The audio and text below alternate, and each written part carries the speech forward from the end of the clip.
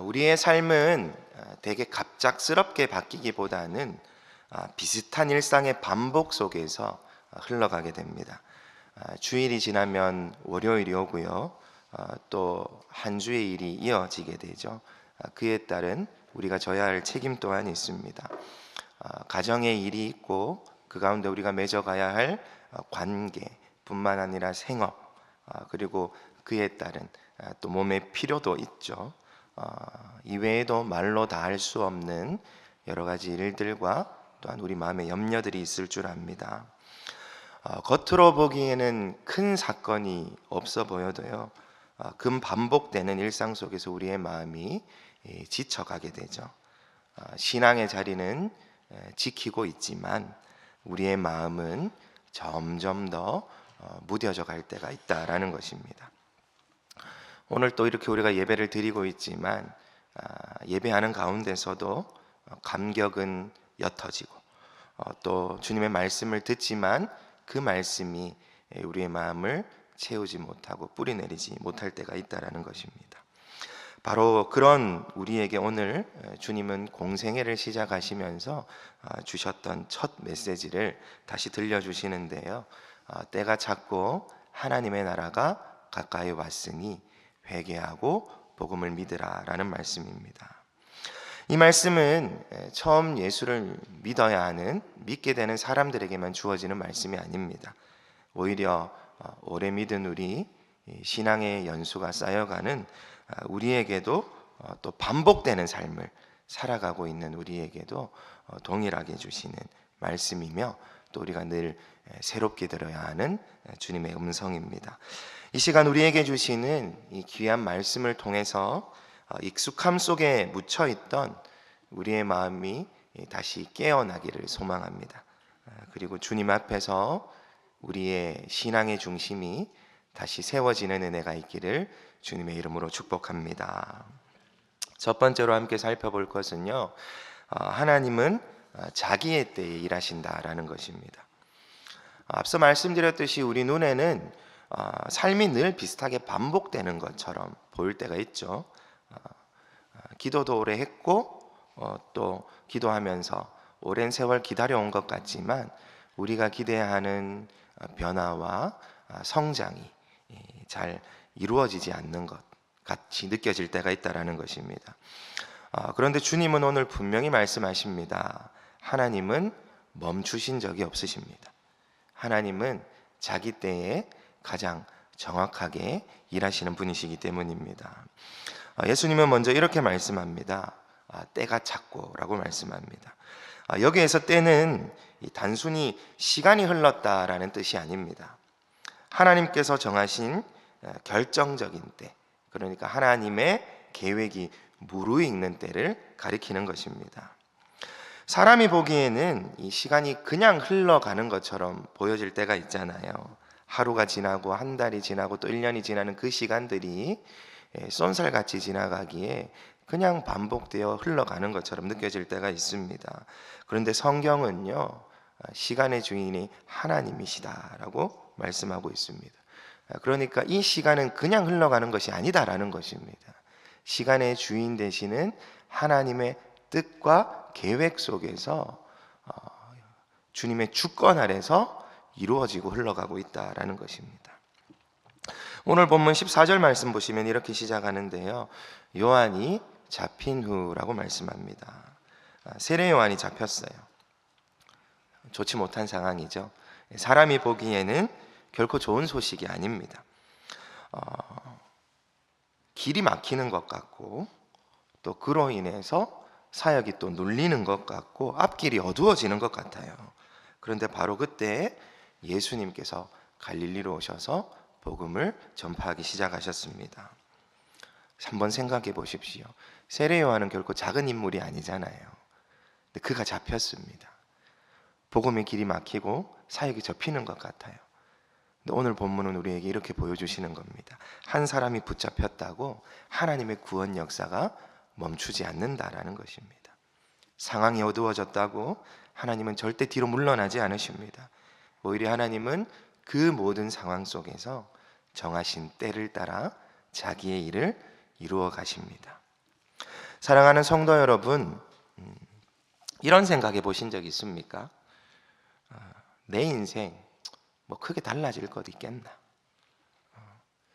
내가 기도는 오래 했는데 하나님이 여전히 응답하지 않으시고 아직 그대로네. 사정이 더 나아지질 않네. 내 마음도 이제 지쳐가고 예전 같지 않다. 삶이 오래 반복되는데 그 반복되는 과정 가운데 뚜렷하게 눈에 보이는 것이 드러나지 않으면 우리는 멈춘 것 같고 지체되는 것 같고 때로는 정체된 것 같아서 마음이 무너질 때가 있죠. 겉으로는 큰일 없이 지나가지만 속으로 나는 늘 이 자리네, 나는 안 되는가 보구나 라고 체념이 우리의 마음을 채울 때가 있습니다. 그런데 주님이 오늘 우리에게 이렇게 말씀하시는 것입니다. 때가 찼다.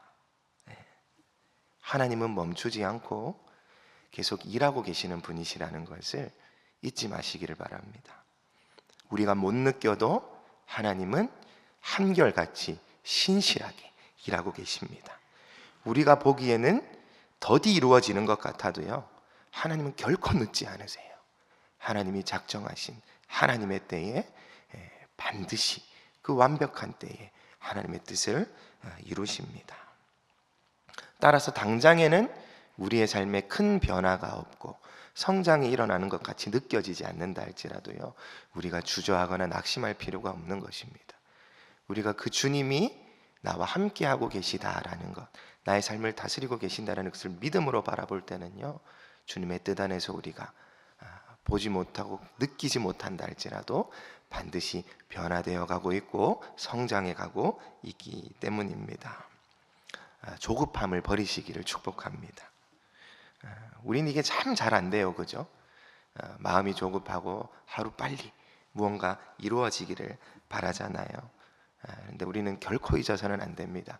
하나님은 빨리 일하시는 분이 아니라 옳은 때에 일하시는 분이다라는 것입니다. 따라서 신앙은요, 하나님을 재촉하는 것이 아닙니다. 신앙은 반드시 이루실 그 하나님의 때를 신뢰하는 것입니다. 혹시 오늘 이 자리에 오래 기도하고도 아직 응답을 기다리는 분이 계십니까? 가정의 문제로, 건강의 문제로, 또 관계의 문제, 또 자녀의 문제로 오랜 시간 하나님 앞에 부르짖으며 기도했는데 아직 응답을 기다리시는 분이 계신가요? 주님 언제이십니까? 라고 부르짖는 분이 계십니까? 믿으시길 바랍니다. 하나님은 자기 때에 일하십니다. 따라서 오늘 우리에게 필요한 것은요, 조급함이 아닌 신뢰인 것입니다. 그 하나님의 때를 앞당기려는 마음보다 하나님의 때를 기다릴 줄 아는 믿음이 필요한 것이에요. 우리의 삶이 겉으로는 늘 비슷해 보인다 할지라도 이 하나님이 결코 멈추지 않으시고 자기 때를 이루신다. 이것을 꼭 기억하시고 낙심하지 않고 신뢰하는 믿음으로 주님과 동행하는 모든 성도님이 되시기를 주님의 이름으로 축복합니다. 주님은 때가 찼다 말씀하신 그 자리에서 우리에게 더 가까이 오시는데요, 바로 하나님의 나라, 그 주님의 통치가 지금 임하고 있음을 선포하십니다. 두 번째 말씀을 통해 살펴볼 것은요, 주님의 통치는 오늘 우리 삶에 임한다라는 것입니다.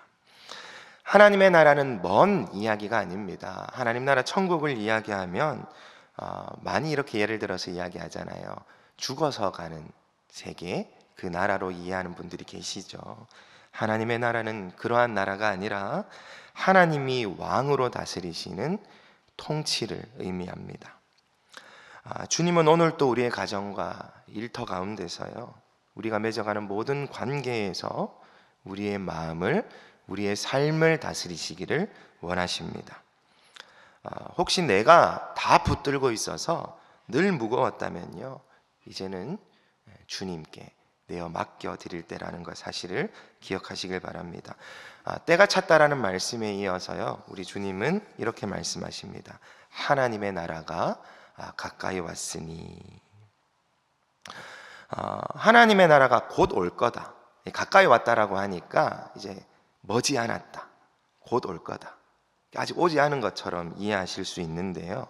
본문의 문맥의 의미를 잘 보면 주님이 우리의 삶에 가까이 오셔서 다스리기 시작하셨다라는 뜻입니다. 우리가 잘 이해하고 있듯이 하나님의 나라는 예수 그리스도의 오심으로 이미 시작되었죠. 그런데도 많은 사람들이 신앙을 이렇게 생각합니다. 교회에 와서 예배 드릴 때는 하나님을 생각해요.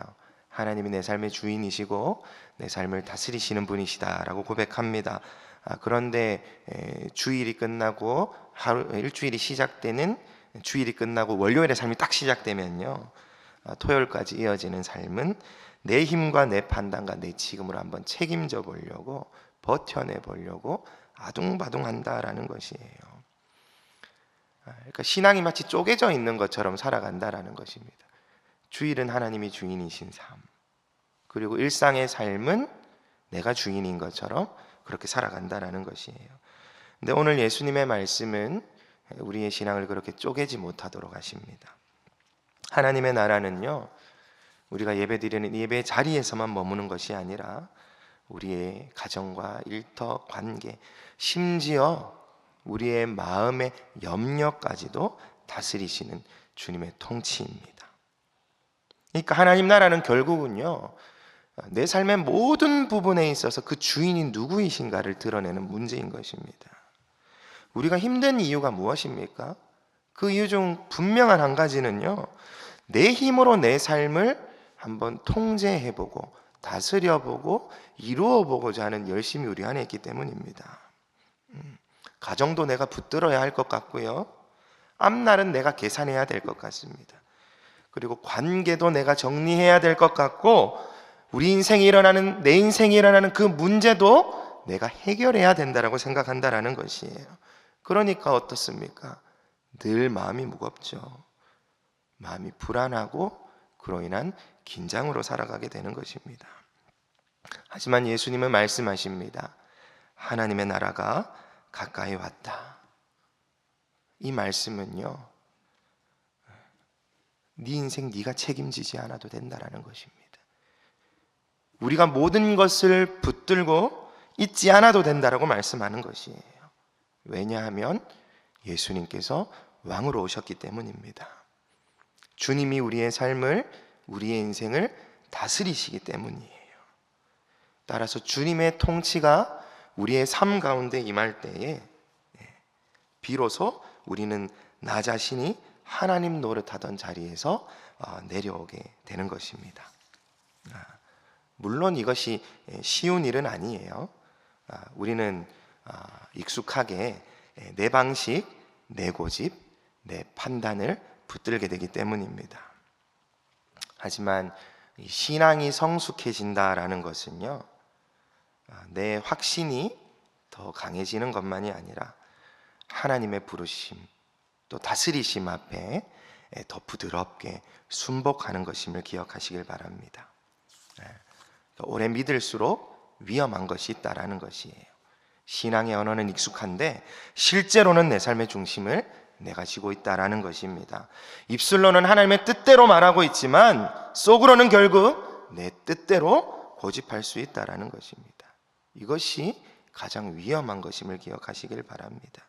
그럴 때 오늘 주님의 선언, 주님의 말씀이 필요한 것입니다. 하나님의 나라가 가까이 왔다. 사랑하는 성도 여러분, 주님이 우리 삶 가까이 오셨습니다. 지금도 우리를 다스리시고요, 지금도 우리의 삶의 한복판에서 함께하고 계시는 분이십니다. 그러니까 오늘 우리가 주님 앞에 드리는 이 예배의 자리는 어떤 의미를 가지는 것입니까? 주님께 우리의 삶의 주권을 돌려드리는 것이죠. 주님, 제 삶의 왕이 되어 주십시오. 삶에 무너졌던 기준, 무너졌던 중심, 그것을 바로잡고 주님만이 내 삶의 주인이시고 내 삶의 왕이십니다라는 것을 믿음으로 고백하며 다시 세우는 은혜의 시간인 것입니다. 멀리 계신 하나님이 아니라 오늘 우리의 삶 가운데서 우리와 함께 하시고 우리를 다스리시는 그 주님을 똑똑하고 더 분명하게 보게 되시기를 축복합니다. 그리고 우리의 가정과 일터와 우리의 관계, 우리의 마음의 깊은 자리까지 주님의 통치가 말로만 이루어지는 것이 아니라 실제가 되는 은혜가 있기를 주님의 이름으로 축복합니다. 하나님의 때가 이르렀고 이 하나님의 나라가 가까이 왔다라면, 그렇다라면 이제 우리는 그 주님의 말씀에 어떻게 반응하고 응답하며 살아가야 할까요? 예수님은 마지막으로 아주 분명하게 우리에게 말씀하십니다. 세 번째로 살펴볼 것은요, 익숙함에 쏙지 말고 복음 앞으로 돌이켜야 한다라는 것입니다. 신앙이 익숙해질수록 위험한 것은 괜찮다라는 착각입니다. 예배는 드리는데 마음은 멀어질 수 있고 말씀은 알고 있지만 삶은 그대로일 수 있습니다. 하지만 우리는 익숙함에 속아서는 안 됩니다. 다시 복음 앞으로 돌이켜야 하는 것입니다. 회개는요, 내가 주님이 이렇게 나에게 말씀해 주셨는데 내가 주님의 말씀대로 살지 못했구나 라고 단지 후회하고 그치는 것이 아니죠. 회개는요, 방향을 바꾸는 것입니다. 주님의 말씀으로부터 멀어졌던 나의 삶의 시선을 주님께로, 주님의 말씀으로 돌리고 삶의 걸음을, 믿음의 걸음을 주님께로 내딛어 나가는 것, 그것이 바로 참된 회개입니다. 그러니까 믿음은 우리의 감정에 따라 달라지는 것이 아니다라는 것입니다. 믿음은 우리의 감정이나 형편이 아니라 복음이신 예수 그리스도를 굳게 붙드는 것입니다. 예수님 마지막으로 이렇게 말씀하시는 거예요. 회개하고 복음을 믿으라. 이것이 본문의 결론입니다. 하나님이 일하신다라는 말씀 너무나도 중요하죠. 우리의 삶 가운데 하나님의 나라가 임한다라는 말씀 또한 중요합니다. 하지만 주님의 말씀은 거기서 끝나지 않습니다. 하나님의 역사 앞에 우리는 반드시 반응하고 응답해야 한다라는 것입니다. 그 응답이 바로 회개와 믿음입니다. 먼저 이 회개가 무엇인가 앞서 말씀드렸듯이 후회가 아니라 방향을 돌리는 것입니다. 회개는 단지 마음 아파하는 것 아니에요. 물론 죄로 인해서 무너짐에 그 죄로 인해서 비참해지고 그 죄로 인해 넘어진 그것을 아파하는 것은 반드시 필요합니다. 하지만 회개는 방향을 바꾸는 것이다라는 것 꼭 기억하시길 바랍니다. 내 삶의 중심이 나였던 것에서 하나님 중심으로 돌이키는 것입니다. 그러니까 내 뜻, 내 판단, 내 욕심, 내 고집을 내려놓고 주님께로 돌아서는 것이죠. 그래서 회개는 내가 좀 더 나은 사람이 되어보겠다라는 결심이 아니라 주님, 제가 주님이 주인 되시는 그 자리에 앉아 있었습니다. 제가 그 자리에서 내려오겠습니다. 이제 주님이 그 자리에 좌정하여 주시옵소서. 주님께로 돌이키겠습니다 라고 고백하는 것입니다. 또 한 가지 기억해야 될 것은요, 이 회개라는 것이 믿음의 초보 단계가 아니다라는 것입니다. 신앙이 성숙하면 성숙할수록요, 철저하게 회개하는 삶을 살아갑니다. 왜냐하면 말씀으로 나 자신을 비추어 볼 때 내가 한없이 연약하고 부족한 존재라는 걸 깨달을 수밖에 없고요, 주님 앞에서 죄인이라는 사실을 깨닫게 되기 때문이죠. 주님의 은혜 없이, 구원의 은혜 없이 살아갈 수 없는 자라는 것을 더 깊이 깨닫기 때문에 더 회개하고 돌이켜서 주님께 가까이 가고자 하는 것입니다. 오래 믿는 성도일수록 더 깊고 더 섬세한 회개가 필요한 것이죠. 처음 믿을 때는 눈을 띄게 하는, 그 눈에 띄는 죄를 돌이키는 또 회개를 하지만 신앙이 깊어질수록 겉으로는 멀쩡히 보여도 내 안에 남아있는 자기중심성, 교만, 완고함, 불신, 냉담함을 보게 되는 것이죠.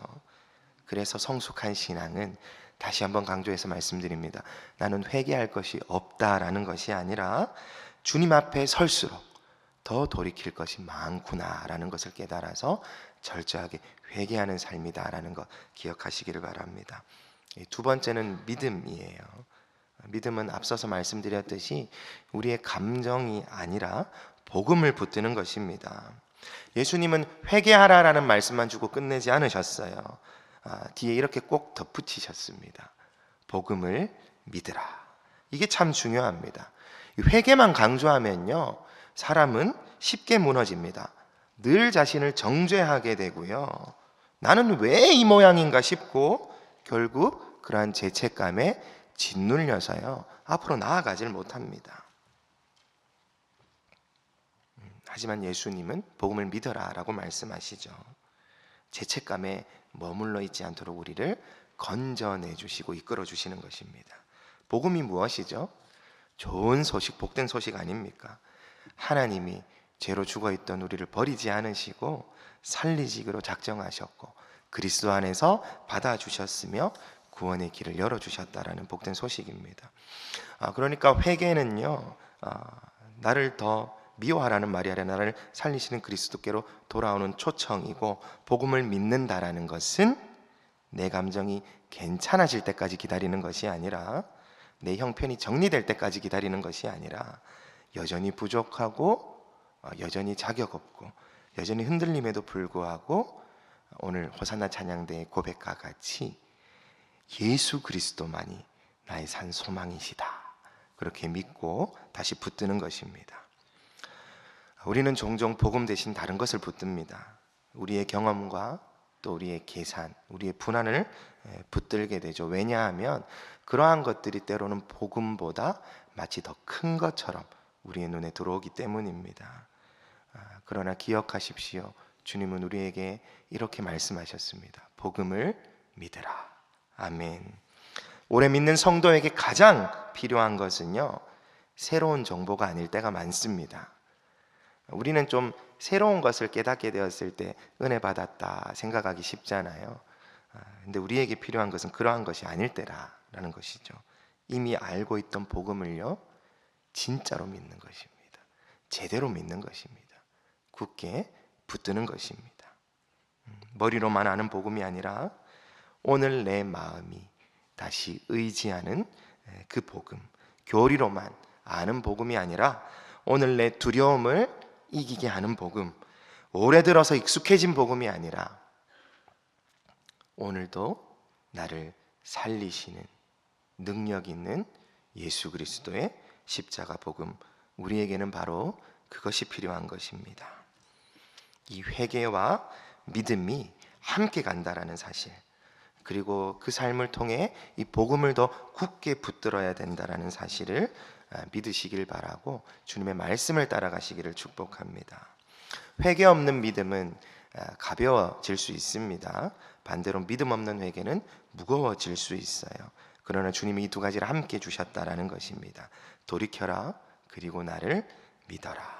방향을 바꾸어라, 그리고 복음을 붙들어라. 네가 붙들고 있는 그것들 다 내려놓아라. 그리고 내가 너에게 베풀어주는 나의 은혜를 의지하라. 이 균형이 바로 복음의 길입니다. 사랑하는 성도 여러분, 주님 앞에서 돌이켜야 할 것을 외면하지 않는 담대함을 우리에게 주시기를 간절히 소망합니다. 그리고 우리의 연약함보다 더 크신 그리스도의 믿음을 주시기를, 그 복음을 붙드는 믿음으로 살아가게 하시기를 주님의 이름으로 축복합니다. 말씀을 정리하겠습니다. 오늘 본문은 굉장히 짧은 말씀이지만요, 우리의 신앙 전체를 다시 점검하게 하는 말씀입니다. 예수님은 우리에게 말씀하십니다. 때가 찼고 하나님은 지금도 자기 때에 정확하게 일하고 계십니다. 다음으로 하나님의 나라가 가까이 왔다라고 말씀하십니다. 주님의 통치는요, 멀리 있는 것이 아닙니다. 오늘 우리의 실제 삶 속에서 임하는 것입니다. 그리고 끝으로 회개하고 복음을 믿어라 말씀하십니다. 따라서 우리는 익숙함에 속지 말고 다시 주님께로 돌이켜 복음을 붙들어야 하는 것입니다. 우리의 삶은 오늘 주일을 시작으로 된 이번 주에도, 그리고 다음 주에도, 이 우리의 모든 삶에도 계속해서 다시 반복될 것입니다. 하지만 아무리 우리가 익숙한 삶을 살아간다 할지라도요, 결코 복음은 그 빛을 잃지 않습니다. 하나님의 때는 여전히 흐르고 있고 하나님의 나라는 오늘도 우리의 삶에 가까이 있습니다. 그리고 주님이 지금도 우리에게 동일하게 말씀하십니다. 내게로 돌이켜라, 그리고 복음을 믿어라. 오늘 또 일하고 계신 우리의 삶에 가까이 오시는, 그리고 돌이켜 주님과 함께 거하기를 간절히 원하시는 그 주님의 음성을 마음에 깊이 새기고 주님과 함께 인생길을 걸어가는 저와 모든 성도님이 되시기를 주님의 이름으로 축복합니다. 기도드리겠습니다. 지금도 살아계셔서 친히 다스리시는 하나님 아버지, 반복되는 일상 속에서 우리의 마음이 무뎌지고 또 신앙이 익숙함 속에 머물 때가 많이 있습니다. 그럼에도 주님, 그런 우리를 말씀으로 깨워주시니 감사드립니다. 하나님의 때를 신뢰하는 믿음을 주시옵소서. 우리의 삶의 모든 자리에서 주님의 통치를 인정하는 믿음으로 서게 하여 주시고, 우리가 돌이켜야 할 자리에서 진실하게 회개하고 복음을 다시 붙들어 주님께로 철저하게 돌이키는 은혜로 살아가게 하여 주시옵소서. 우리의 감정이나 우리의 형편이 아니라 예수 그리스도의 복음을 다시 붙드는 믿음을 허락하여 주시고, 오늘 예배가 형식으로 지나지 않게 하여 주시옵소서. 말씀 앞에서 다시 복음을 중심으로 돌아가는 은혜를 허락하여 주시고, 그 복음의 능력으로 일어서고 주님과 함께 동행하는, 주님의 영광을 위해 살아가는 믿음의 삶 살아가게 하여 주시옵소서. 우리에게 말씀하신 은혜를 우리의 삶 가운데 이루실 주님을 찬양합니다. 예수 그리스도의 이름으로 기도드렸습니다. 아멘.